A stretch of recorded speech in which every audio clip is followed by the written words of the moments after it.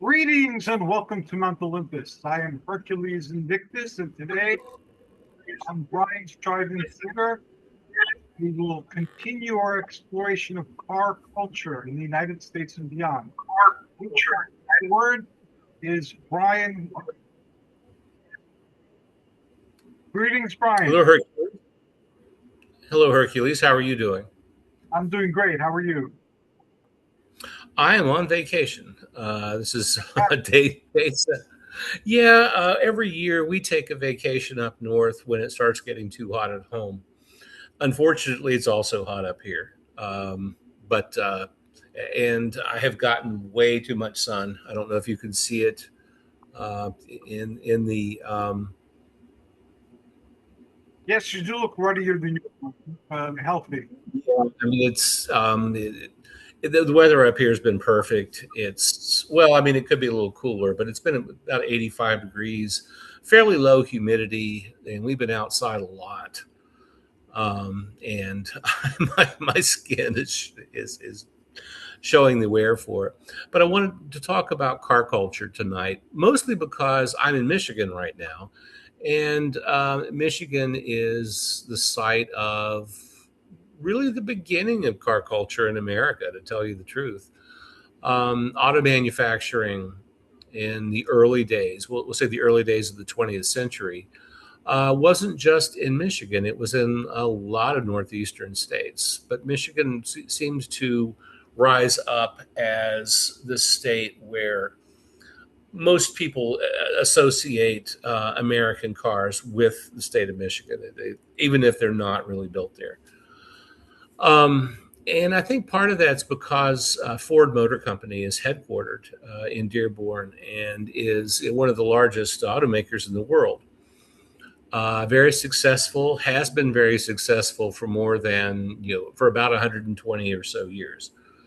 And my first stop on vacation was in Dearborn, Michigan, which is the home of Ford Motor Company. And everything there, I don't care where you go, everything there is branded with the blue oval Ford logo, everything. And a lot of it's because Ford does own a lot of Dearborn. The Dearborn is the site of a couple of Ford's auto factories where they build Ford F-150s, Ford Broncos, and Mustangs, interestingly, right in Dearborn. But they also offer the Henry Ford Museum of Innovation and Greenfield Village. Both of those have been around since 1929. So the museum itself is almost 100 years old. And it's a stunning, spectacular museum. The Henry Ford Museum is much more than just cars. As a matter of fact, it's not the greatest car museum on earth because they don't have as many cars as you would think. Um, but they do have a spectacular airplane display from the early 20th century. They have Buckminster Fuller's Dymaxion aluminum dome home, which you can walk through from 1946, and it's a completely round dome home that was supposed to be constructed for veterans coming home after World War II, and it was supposed to address the housing shortage. They only made two of them, so it, it didn't do a great job at addressing that shortage. Um, but they had this museum even has the bus that Rosa Parks was on in 1955. It has the first Wienermobile from 1952. It has the chair in which Abraham Lincoln was sitting when he was shot in the head in Ford's Theater in April of 18. Yeah, it's got some. Henry Ford collected some amazing stuff. And interestingly, this museum started well, I want to say about 18 years before he passed away. And he was fabulously wealthy by the time he had started the museum because when the museum started in 1929, the Ford Motor Company was actually over 20 years old at that point, and it was his third attempt at a car company, but it was the one that stuck, largely because of some of the assistance that he got. Um, he was in league with the Dodge brothers, who were Horace and John Dodge, who were bicycle manufacturers. And early vehicles were either horse carriages with motors on them, or essentially just two bicycles welded together. And Horace and John Dodge made bicycles. It was really their idea to mass produce key components of vehicles. Henry Ford gets credited a lot with creating the production line when it comes to assembling vehicles. And actually, that was the Dodge brothers. Now, they were working for and with Henry Ford when that happened. Nevertheless, that was really their innovation as opposed to his. And Ford knew the Dodge brothers very well, and they were not only business partners, they were also all friends as well. Well, the Dodge brothers saw what they had essentially done for Henry Ford. They made him a millionaire by probably like 1911, 1912 with the Model T. And the Model T brought vehicles to the average man who could afford a 500 at the time, a $500 vehicle, which was a lot of money at that time. Well, he kept building the same vehicle over and over again and got the price down to $290, which even in the 1920s was pretty reasonable. And he made his fortune on that and built Model Ts all across the globe, not just in Michigan.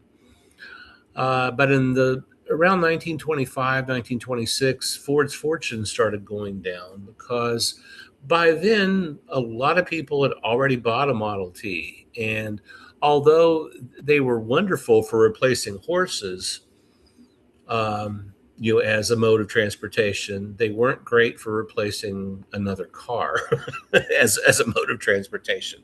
They were pretty crude.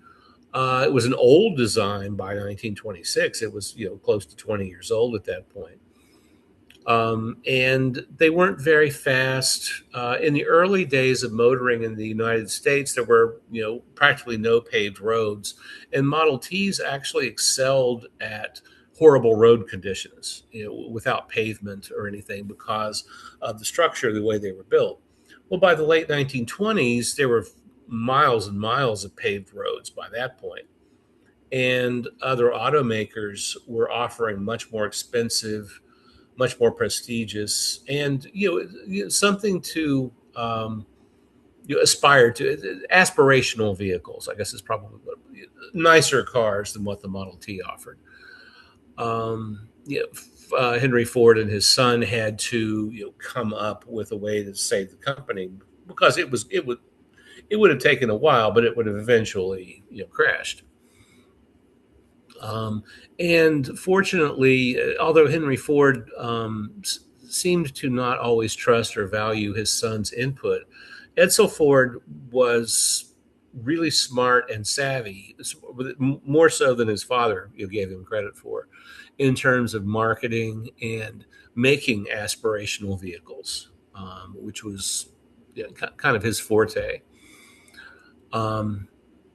Trying to remember where I was going with all this. Anyway, in Dearborn, Michigan, which is Detroit Metro, it's very close to downtown Detroit. It's just the next the suburb over. And I don't know what have you ever been to Detroit? No, I have not. Really? Okay.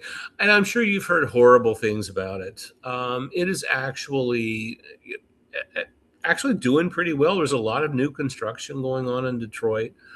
The city leaders over the years have cleaned up, some of the old abandoned factories and abandoned neighborhoods and have raised them. And there are new businesses moving in. And it's not a small, it used to have, I think around 1950, Detroit probably had 2 million people. Now it's down to about 750,000, but it's on the rise again. And there's a lot in Detroit Metro. Some of the suburbs in Detroit are quite nice. And the skyline in Detroit, I think, is awesome. Greg and I also went to Ford Field on Saturday, which is where the Detroit Lions play. It's a nice facility in a nice part of town. Um, I think there's a lot of misconception among people when it comes to Detroit and Detroit Metro. Um, while we were there, right before we left, we went to the world's largest drive-in theater, and it's in Detroit. Usually these days, you don't find drive-ins in metro areas at all. You can still find remnants of them, and sometimes in rural areas that were never served by a theater, but you don't often see them, in large metro areas. I live in the Pittsburgh area, and there's one drive-in close to Metro Pittsburgh, and that's it. And where you live, I don't think New Jersey has any. No, I don't recall seeing any anywhere in northern Jersey advertised. Southern Jersey might have, but No, actually, some states do not have any, and New Jersey is one of them. But uh, you moved to New Jersey from Pennsylvania, correct? yes, and before Pennsylvania, I was in New Jersey, and before New Jersey, I was in New York City. Well, in Pennsylvania, there are still a lot of existing drive-ins. Yes, And it has the most in the United States of any state. Pennsylvania has about 20. we And some of the oldest continuously operating drive-ins are located in Pennsylvania. one of the things we did was open a flea market business at some point. And one of the places we used to go was a drive-in theater at night and on the weekends. And they had the space open for flea market for the rest of the week. You used to see that, fairly often, like on Fridays, Saturdays, maybe even Sundays mornings. Drive-ins would oftentimes sponsor a flea market to keep themselves going. And there's one that's not too far from me. Think it was. I think it was called the Comet Drive-In in Connellsville, Pennsylvania. It's not operating this year, sadly, but it did offer a flea market, and I think they're still running the flea market at the Comet. But the Comet is not programming. They're not open for business as a drive-in theater anymore. And 2025 was their last season, and I think it's kind of sad. Um, That too. I remember drive-ins when I was a kid, and a lot of my memories are movies that, again, now you can see for free on TV, but back then it was exciting to watch. Um, and you oftentimes you would see movies at drive-ins that you wouldn't see if you went downtown to a theater. That's completely changed now. The drive-ins that remain, and now there are fewer than 300, uh, uh, typically program new films that are available through Fandango, AMC, Cinemark. It's that ilk of film. They do offer two movies instead of one, typically. It depends on the movie and the running time. Sometimes, if it's a big movie, like the new Toy Story movie, Toy Story 5, apparently did very well, not just in theaters, but at drive-ins.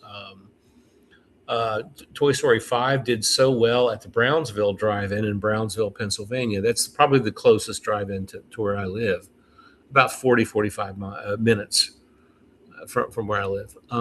It did so well that the next night they opened all three of their screens with Toy Story 5.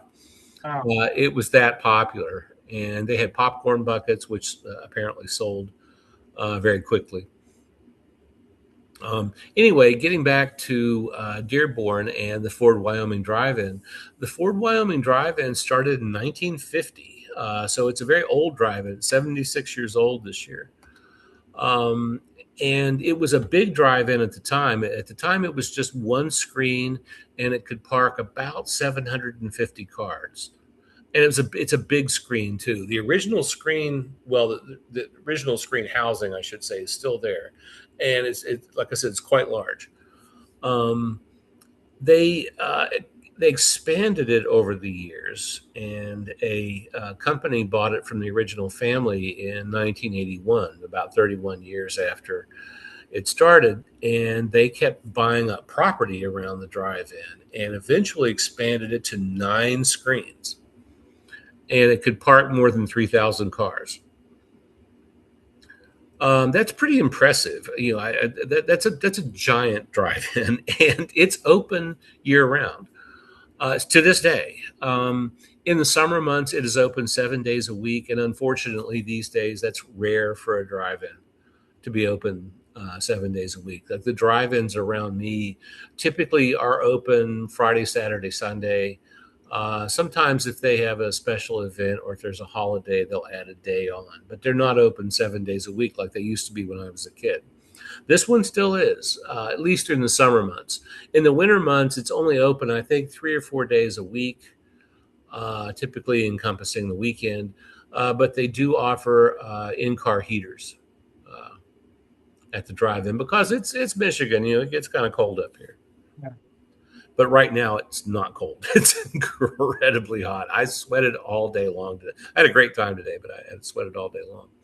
Anyway, we went to the drive-in Saturday morning, and it's open, so you could. I mean, it wasn't open in that there weren't people working there, but it's open in that we could walk back in it.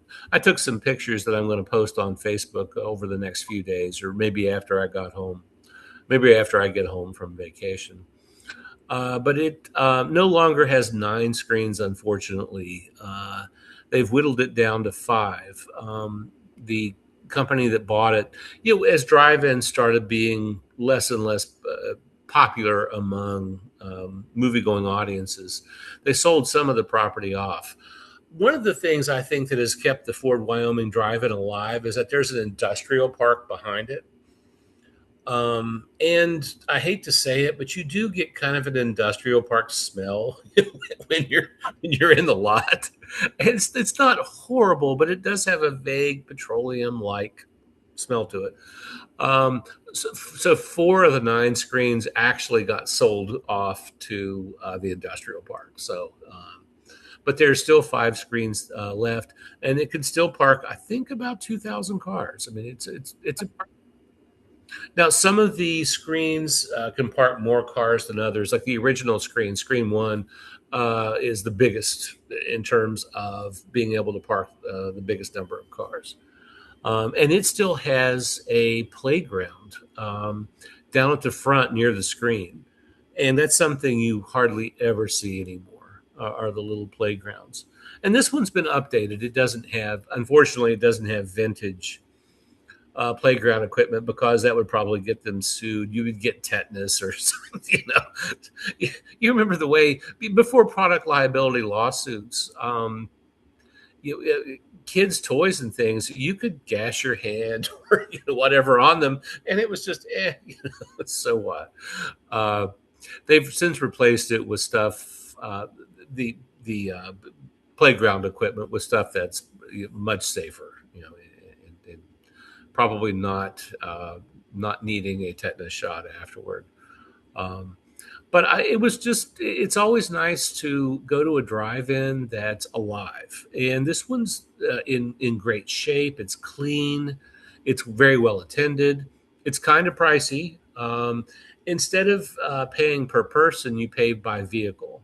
And it's about $30 per vehicle.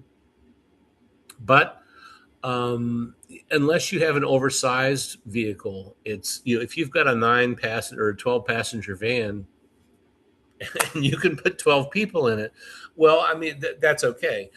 They do have a fee for oversized vehicles. So if you bring your RV, a limousine, or one of the big party buses, they have to pay $42 as opposed to $30. Oh, pretty reasonable. With the number of people now, if you're a single person, you only have to pay half that, $15. So if you show up at the drive-in alone, if you don't have a date, if you're going stag, it's $15, which is actually, if you crunch the numbers, you get 2 movies in current release, that's not bad. That's $7.50 per movie. That's still a pretty good deal. If you're solo at the drive-in. And when I was a kid, as I recall, it depended on the night of the week, but they typically did charge by adult and and per child.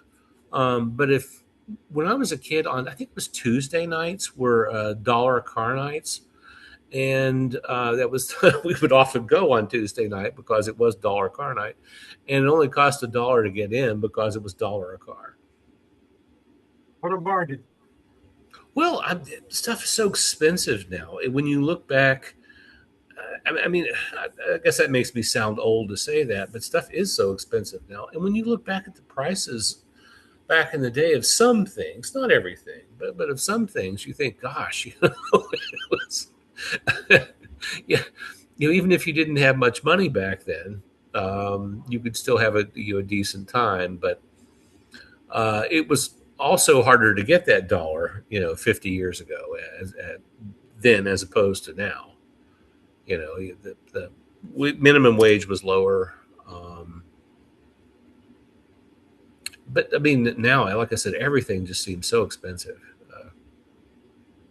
Yeah, plus we're at the age now when we're conscious of this more expensive, and we talk about it more.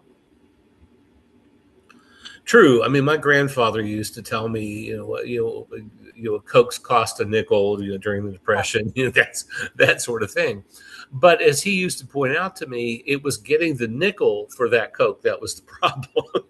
If you had the nickel, great. But with the Great Depression, chances are you probably didn't have it. And that was obviously a big issue. I remember for 20 cents, you can get a slice of pizza. For $1, you can get 2 slices of pizza and a big soda. And you used to be able to take the bus for a nickel or a quarter, and then take the Staten Island ferry for a quarter.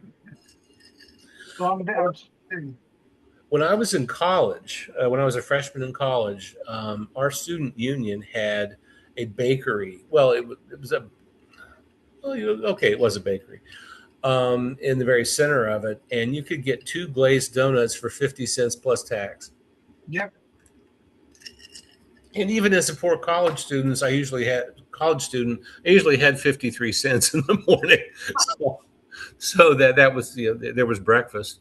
And you could always come back at lunch because they also had pepperoni rolls, which is kind of a northern West Virginia food. It was something that the miners used to take down into the mines with them because it didn't need to be wrapped or anything. Wasn't much of a risk of spoilage for it.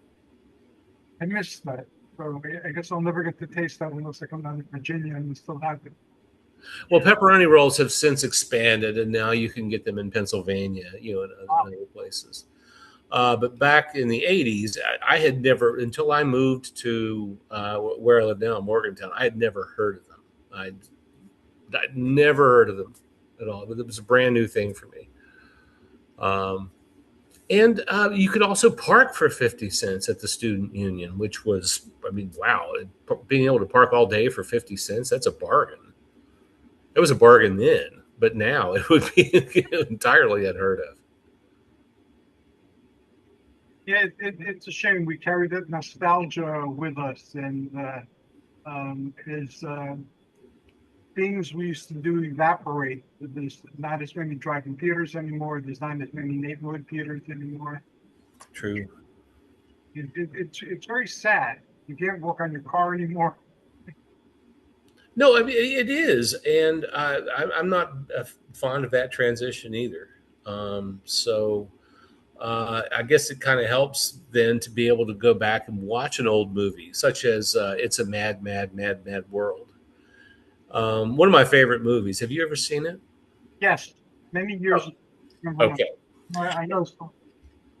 It was a big budget picture when it was released in 1963. And it had an awesome cast. Milton Berle Ethel Merman, Buddy Hackett, Mickey Rooney, Sid Caesar, Edie Adams, Jonathan Winters, Dorothy Provine. Jimmy Durante in it for a while. Phil Silvers, Don Knotts. Uh, Spencer Tracy is the good cop who goes bad. Even Eddie Rochester Anderson and Peter Falk are taxi drivers in the movie. So everywhere you look, there is a cameo of a big star. And the stars who made it, it's a big budget picture. And uh, it all is centered around vehicles. Jimmy Durante is racing through Southern California in a mountain road that's very winding and twisting, and he loses control of his vehicle and it crashes. Well, there are four vehicles that's with people who see it happen. Um, there's Milton Berle, Ethel Merman, and Dorothy Provine. They're in a brand new 1962 Imperial Crown convertible, a very expensive car for the day. Mickey Rooney and Buddy Hackett are in a Volkswagen Beetle, a very inexpensive car. Sid Caesar and Edie Adams are a married couple, and he's a dentist, and they have a kind of a suburban, family vehicle. They have a 1962 Plymouth Fury station wagon, so it's sort of like suburban representation there. And Jonathan Winters is a working man, and he's got a 1956 Ford moving van. They all watch Jimmy Durante drive over the cliff. They rush down to help him, and they find out that there's a potential pot of gold. There is some money that Jimmy Durante stole and then hid. And all they know is that it's buried underneath, as Jimmy Durante would say, a big W. That's all they really know. And in the meanwhile, they all get into this car chase, which keeps expanding as other people learn about the money that's buried under the big W. And they keep picking up more and more people, more and more vehicles. Terry Thomas is in it for a while. And it's fun to see greed and avarice sort of take over everybody. Or I should say practically everybody in the movie, except for Dorothy Provine, who seems to be the only level-headed voice of reason in the whole movie. It's such a fun movie, big budget, picture that did very well at the box office, very funny. And when I was a kid in the 1970s, once or twice a year, one of the networks, and I don't know which one, it escapes me, but would run the film. It's a long film, so it was kind of a special event when the network would run it. And it's a very clean film, so you didn't really need to excise anything, for the sake of, let's say younger audience members or something like that, because there's some violence in it, but it's kind of cartoon violence, so there's nothing there that a child couldn't watch and enjoy. Yeah, I remember seeing the posters. I remember seeing the movie, and then seeing the movie again when it was on TV, and it was on TV quite a lot on the network. Mm-hmm. Very enjoyable. And I got to say, it's one of those movies that I could probably watch any day of the year. I mean, it's just so much fun. Sadly, just about everybody in the cast has passed away. But these were people who were, most of whom were seasoned comedians. Sid Caesar, Milton Berle, Buddy Hackett, Mickey Rooney, Jonathan Winters. I mean, those are greats, in terms of comedians. And Ethel Merman, out of all the people in the movie, she's perhaps the one who steals the picture because she's just so over the top as Milton Berle's mother-in-law, even though she's quite a bit younger than Milton Berle. Yeah, she's probably 10 years younger than he is. and it's just a wonderful picture. The whole thing is a car chase, and it speaks to me, on that level. And it's kind of fun for since I am an autophile. I mean, it's fun for me to look at the various cars to see if I can identify them correctly and what models they are, what years they were produced, that sort of thing. Yeah, I like how cars came to represent certain things. Like you had the Batmobile, you had the Mhm. Green Hornet vehicle, and you had the Knight Rider, was it called, the vehicle? And my Yeah, mom, The Pontiac Firebird. yeah, you had these vehicles become sentient almost, or at least very smart. And Well, especially Knight Rider because his Pontiac could talk. so could my mother the car. Oh, that's right, with Jerry Van Dyke, and Ann Southern was the voice of the car. So that was very interesting culturally that a tool became iconic and could participate in adventures or contribute to the success of the heroes in a substantial way. Well, when cars replaced horses as modes of transportation, everybody, well, most everybody had a name for their horse, and a lot of people named their vehicles. And I got to say, I haven't named every one of our vehicles, but we have actually named a few of them even today. As long, as long ago as the changeover from horse and buggies to automobiles took place, I think people still attribute human characteristics to their modes of transportation, to their vehicles. Yeah, we've done that too over the years. We've named some vehicles, and then the name of the vehicle gets transferred to another vehicle when uh, really think it's the essence, the spirit of the vehicle that follows us from car to car. Yeah, we call one of our cars Sally. Mhm. Actually, we call two of our cars Sally, but but one is like Sally Senior, one is Sally Junior. So there is a distinction made between one of them's older than the other one. So And we had a few names. I'm trying to remember with them now, and I can't. But the name usually is one name that's gotten transferred over a bunch of vehicles. That's still in our current vehicle, which we might need to replace someday soon. So the next movie I wanted to talk about is one that you may have seen. Are you a Peter Bogdanovich fan by any chance? no, not enough to remember what he did. Oh, okay. Have you ever seen What's Up, Doc? Yes. Okay, well, that's a Peter Bogdanovich film. And it was really his breakthrough movie. He had done some smaller films, uh, you know, prior to doing What's Up, Doc, and they were getting bigger and bigger in stature. But that was probably his shining example, his big budget film with big stars. It starred Barbara Streisand, Ryan O'Neal, Madeline Kahn, Sorrel Book, Mabel Albertson. Uh, there's a lot of Kenneth Mars. I think is just brilliant in, and Randy Quaid is in it.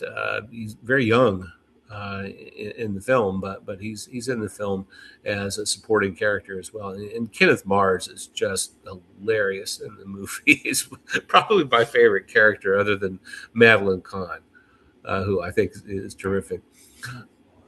Kenneth, he's the I can't remember which country he's supposed to be from, but he's very European and he's got long hair and he keeps slinging it around. He's very good. There's a fantastic car chase that wraps up the end of What's Up, Doc, where they go through the streets of San Francisco. If you've ever driven through San Francisco, as I have, it can be a harrowing experience, and uh, the way it's staged, I think, is just brilliant. It's a fantastic movie, and even in a city that where you don't necessarily need a vehicle like San Francisco. It's amazing that Peter Bogdanovich was able to kind of choreograph this car chase through all of the scenic parts, all of the touristy parts, I guess I should say, of San Francisco. So if you're not from there, it's kind of like touring, the area, because you get to see Chinatown, Lombard Street, which is the street where it's very circuitous as you come down. You see Lombard Street in a lot of movies, and it's just a very well orchestrated car chase, very funny movie, and another movie that's squeaky clean. There's no foul language in it. There's no hint of impropriety, nothing. I mean, it's just a good old fun, very much in the vein of a 1930s screwball comedy.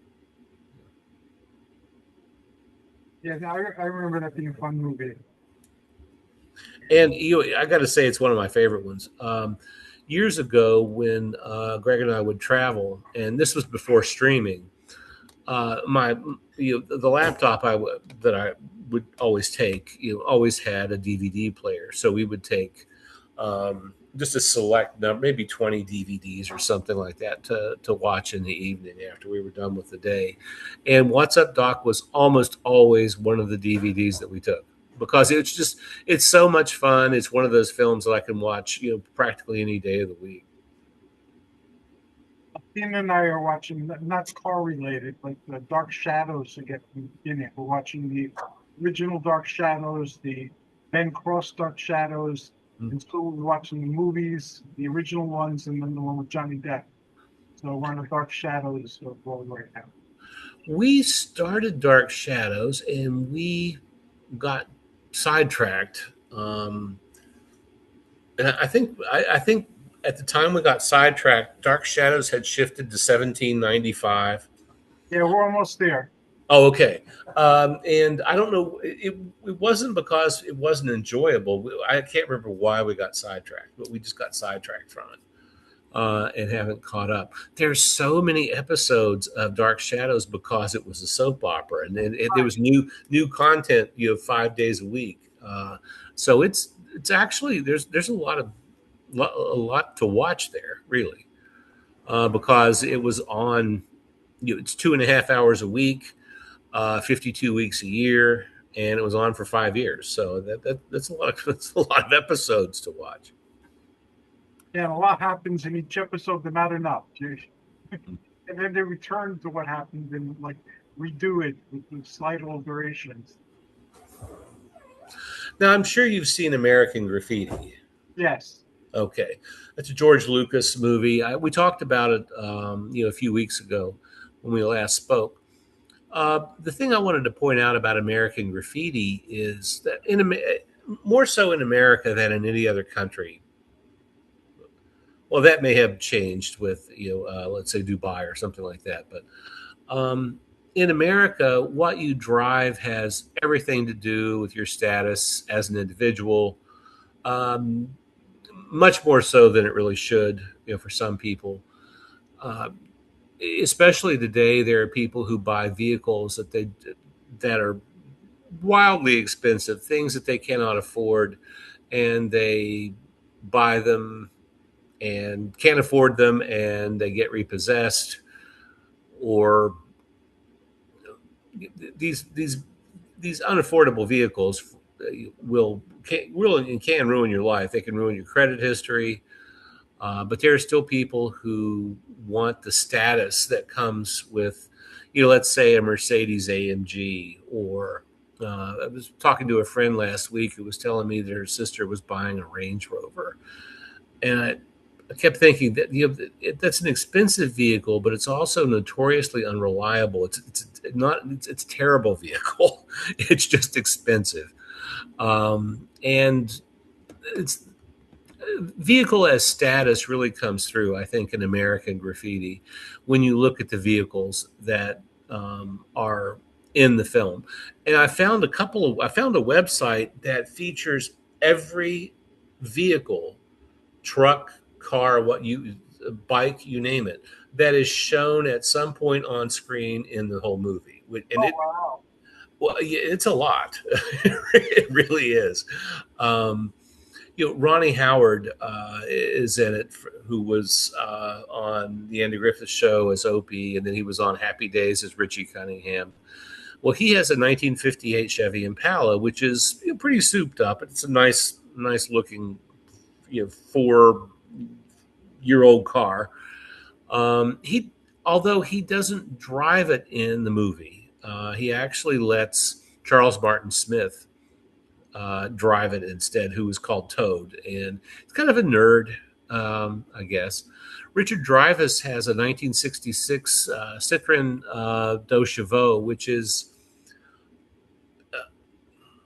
it's a French car that makes the Volkswagen Bug look substantial. I mean, they're very old school, very thin metal, very slow. They had about let's say 25 horsepower or so. Um, the other vehicles that you see in it are Paul Lamatte's 1932 Deuce Coupe, which is souped up and a beautiful vehicle. It's bright yellow. Suzanne Summers, her white 1957 Thunderbird, which is gorgeous, and she looks gorgeous in it. Cindy Williams has a 1958 Edsel Pacer. Edsels were, a failed car by the Ford Motor Company. Yes, I thought you were going to talk about them earlier when you mentioned that, so I was wondering if you were going to get to that. So, And it's probably her dad's car, and it's never really explained. But it was an orphan car, even by 1962. Harrison Ford has a 1955 Chevy, which is archetypal in terms of 1950s cars now. Lynn Marie Stewart has a VW Bug, which was popular at the time as well. The thing I like about the movie is that it's supposed to be shot as one long night and going into dawn. It actually took 28 nights to shoot the film, and it was the Mel's Drive-In that is featured in the movie was in San Francisco at the time.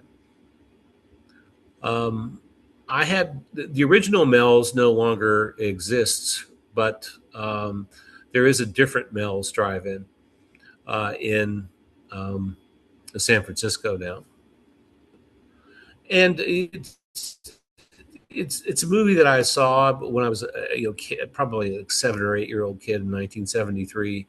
I think it's in terms of car culture films. I think it's probably the most important film in terms of car culture. I mean, there's a lot of movies that really delve into it, but with American Graffiti, you see so many vehicles in it, and they really do. They are sort of in lockstep with their characters. And the premise of the movie is just like an all-night blowout cruise around town before Richard Dreyfuss, in one of his earlier movies, and Ronnie Howard fly to the East Coast to attend college. And it's sort of passing into an adulthood, rite of passage film.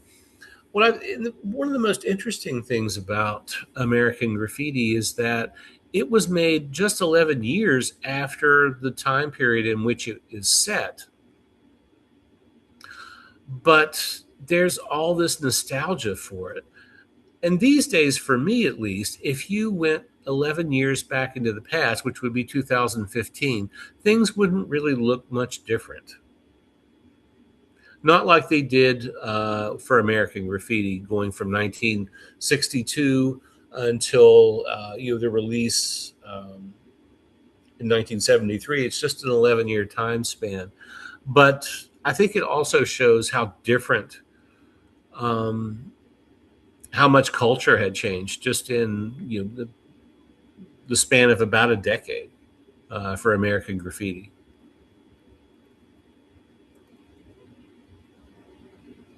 yeah, American Graffiti was very impactful on me because it was one of the films that came out of the 50s. Hmm.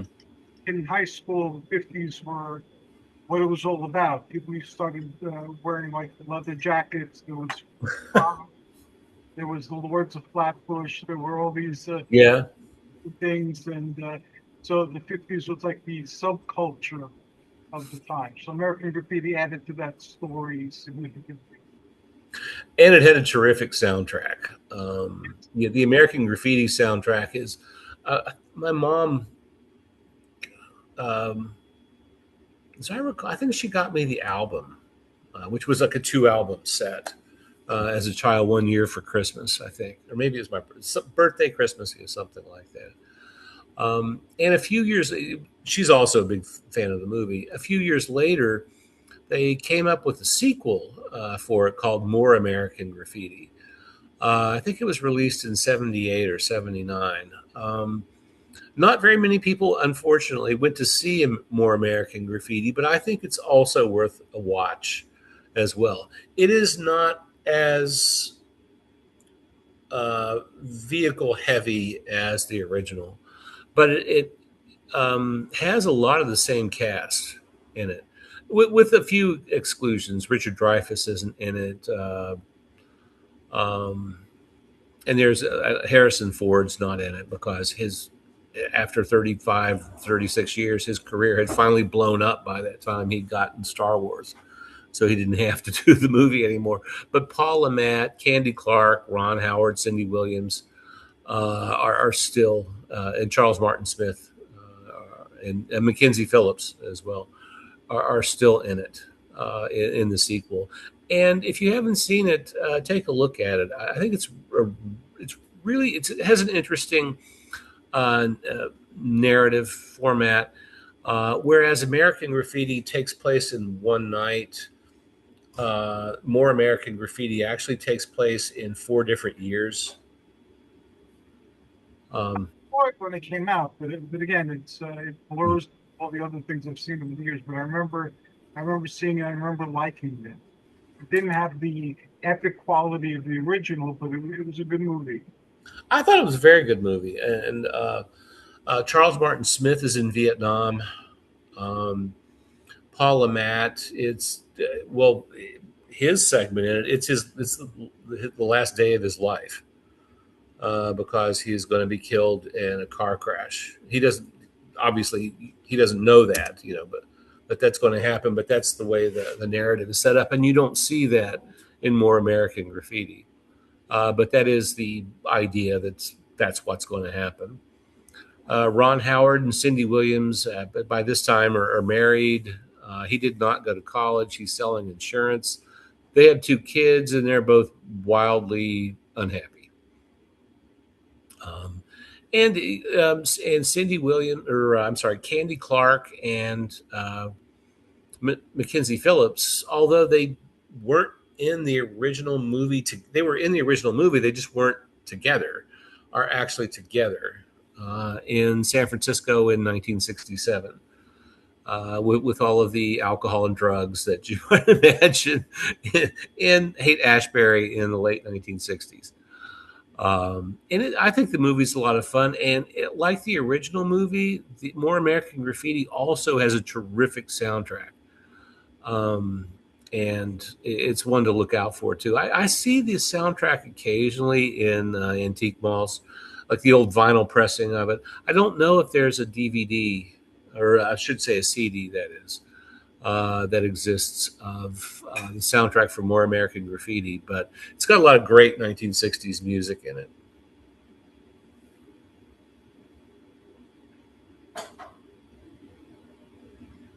I'm thinking of whether there'll be a car culture as we pass the torch to the next generation, partially because some things that we've discussed. Like, for instance, as you know, we had difficulty with our car, and our car was dying. Mhm. Usually, if you want to buy a new used car, there's somebody in your neighborhood or at the gas station or something that could direct you to something that's affordable and works. And we found this time that nobody had used cars. or at least ones that were affordable. And the prices that they were asking for used cars that a few years ago would have cost a fraction of the cost were ridiculous and beyond our reach for a car. So we had to repair our old car, which was again pricey, but not as pricey as risking getting a new used car.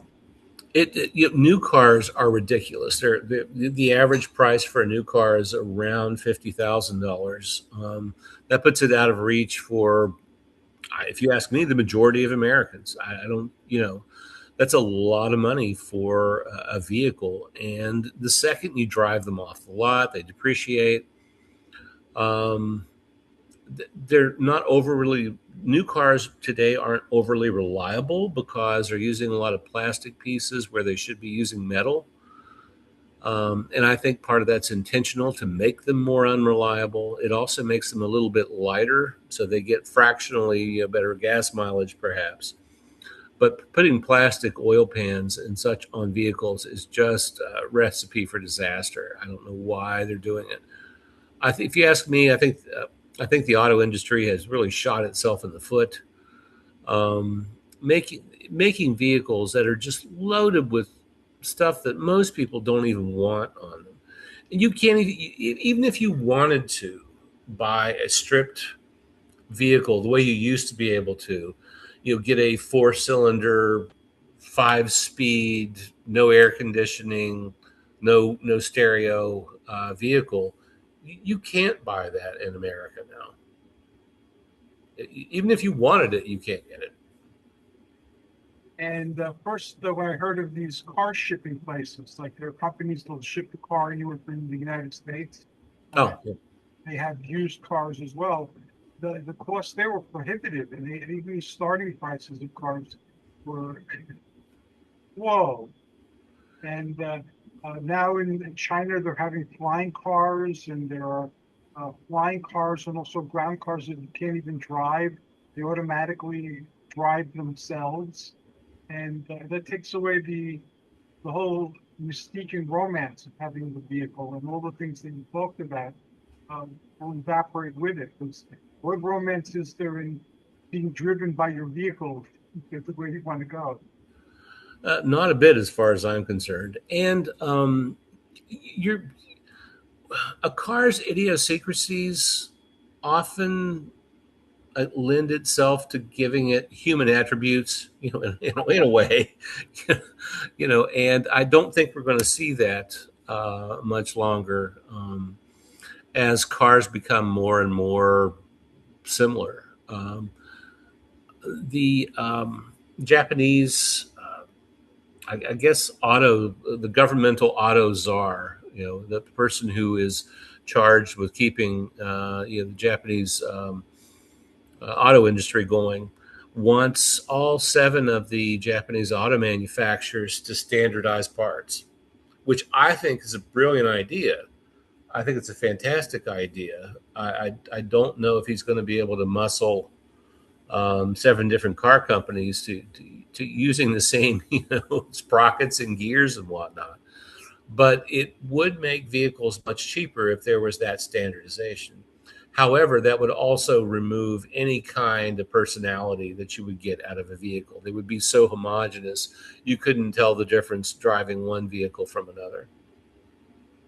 That's like the Teslas, the vehicles. Several people around you have Tesla vehicles. They look like cardboard boxes made into cars.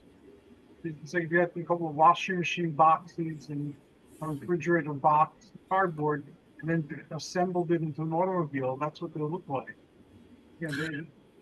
Well, Tesla vehicles have their fans. I'm not one of them. I don't. I think that their build quality is pretty shoddy. But they are electric vehicles tend to be very quick, very fast. They don't have traditional transmissions, so you don't have the driveline loss that you do in an internal combustion engine and transmission. They're, like I said, very quick. They're not. A lot of people see electric vehicles as being maintenance free, which is really untrue.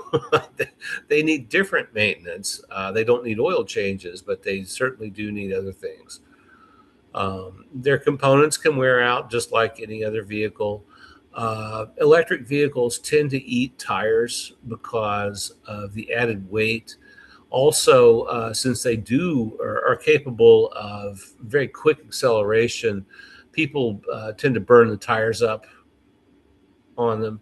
And it's not uncommon to need a new set of tires after about 10,000 miles uh, of ownership of a Tesla or something like that. It's actually very common. Our conversation's coming to an end today, but I know there's going to be part 3 to this. Oh yeah, I've got way more than this, but yeah.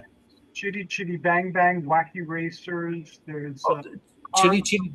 There's all sorts of other things. Chitty Chitty Bang Bang. That is a really twist. I mean, it's a very twisted movie. I love it. I used to watch it every year as a child, but it's for a child, that's kind of a terrifying movie. Yeah, I remember seeing it as a child in Radio City Musical. Anyway, when we pick this up, I'd like to talk about Gumball Rally, Cannonball, yes, Smokey and the Bandit, Cannonball Run. Burt Reynolds. Well, and Burt Reynolds, he was the poster child for car culture movies there in the late 1970s. He made Pontiac Trans Am so popular that everybody had to have one in the late 70s. And so many of them were the type that he had, the black with the orange, or I'm sorry, the gold chicken on the hood. But those were wildly popular at the time. So many people bought them. Now, I picked the Hot Rod magazine as a graphic for this episode. Is that fine with you? Does that resonate? Oh, it sounds great. And how can people find Brian's Driving Theater, which has so much more than just cars? True. You can visit the website at briansdrivetheater.com. The site is updated in some way every day, especially when it comes to the movie of the day. I try to theme the movie of the day to whatever actor profiled on my website might be having a birthday or something of that nature. Like today, it was Helga Linné's birthday, so I showed The Blancheville Monster, which is a movie that she made in the early 1960s. It's not a bad horror film. It's an Italian horror film, but it's kind of fun. If you want to interact with me on social media, I'm still just on Facebook. So you can always find me on Facebook if you run a search for Brian Walker and Brian's Driving Theater. And I encourage people on Facebook to visit Brian on Facebook, and I encourage you to check out the Brian's Driving Theater original site. I've been trying to convince Brian for years to gather this information up and publish it as a series of coffee table books. There's a wealth of writing and images there, but you still visit them. So I urge you to visit them until I can convince Brian to get them out there. One of my projects over the years. Thank you, Brian. You're awesome. Happy birthday to Greg, and I will talk to you very soon. Okay, Hercules, take care. Be well. Bye. Bye.